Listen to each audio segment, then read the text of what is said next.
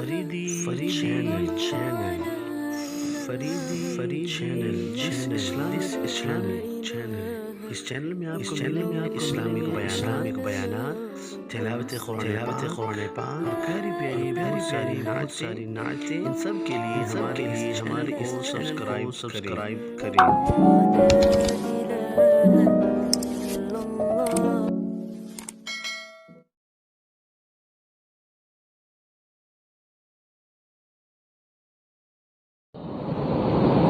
نبی کے معنی ایک ہے الخارجو،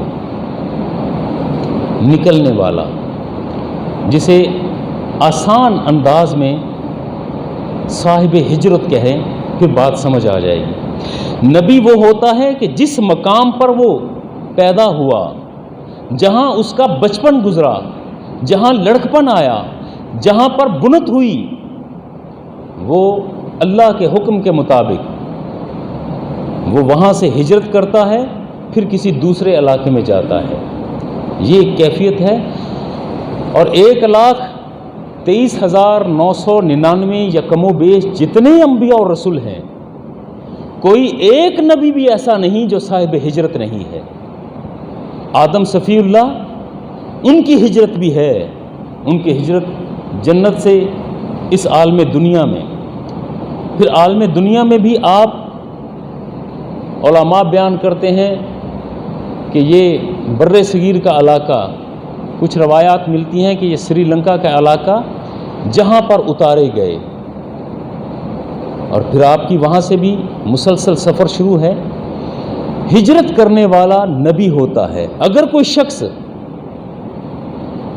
اس نے ایک علاقے میں، شہر میں جنم لیا، تعلیم حاصل کی، اور اس کا دماغ خراب ہوا اور اس نے کہہ دیا کہ میں نبی ہوں، اور پھر وہیں پر اپنے خیالات پھیلانے شروع کر دیے، موت آئی تو پھر وہیں پر آئی، ایسا شخص جو دعویٰ کرتا ہے وہ نبی کے اس معنی پر پورا اترتا ہی نہیں، وہ خارج نہیں ہے، وہ صاحب ہجرت نہیں ہوا۔ اور نبی تو ہوتا ہی صاحب ہجرت ہے، یہ خوبی ہے اس کے اندر، یہ اس کی صلاحیت ہے۔ جہاں ہر نبی نے ہجرت کی، وہیں حضور علیہ الصلوۃ والسلام نے بھی ہجرت فرمائی۔ اور یہ ہجرت مکہ مکرمہ سے شروع ہوئی۔ خواب میں وحش کے ذریعے دکھا دیا تھا وہ منظر کہ جہاں کھجوروں کی بہتات ہے، اور اشارہ یہ تھا کہ اے میرے محبوب، اے میرے نبی، یہ تیرا مقام ہجرت ہے،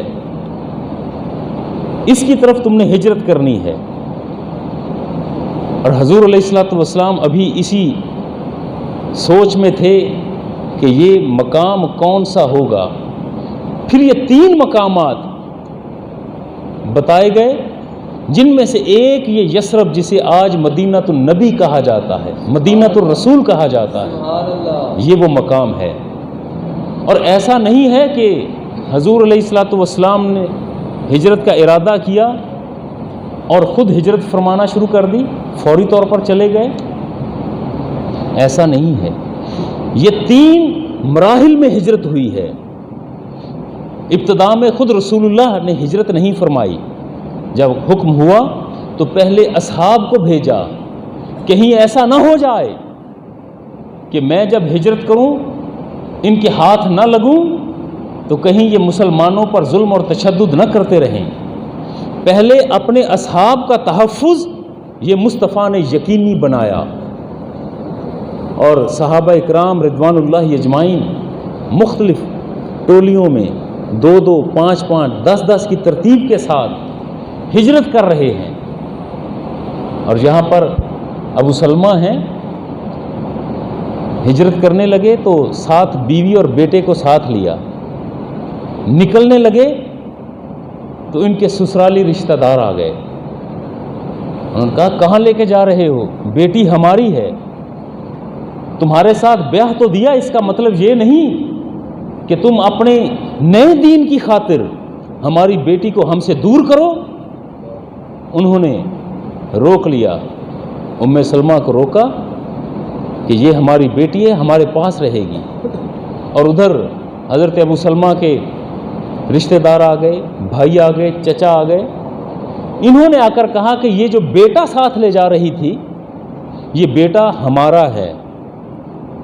اب بیٹا ددھیال کے پاس ہے، بیوی اپنے میکے میں موجود ہے، اور یہ مسلمان حضرت ابو سلمہ رضی اللہ تعالیٰ عنہ یہ اکیلے مدینہ کی طرف جا رہے ہیں. یہ ہجرت آسان ہجرت نہیں تھی، تکالیف تھیں، لوگ پریشان تھے، مگر حکم چونکہ ہے. اب اس میں حکمت یہ تھی کہ اب ایسی ریاست کی ضرورت محسوس ہو رہی تھی جسے جہاں پر باقاعدہ طور پر اسلامی قوانین کا نفاذ کیا جائے اور اسے مرکز بنا کر احکامات شریعہ کو پورے عرب کے خطے میں دھیرے دھیرے پھیلایا جائے.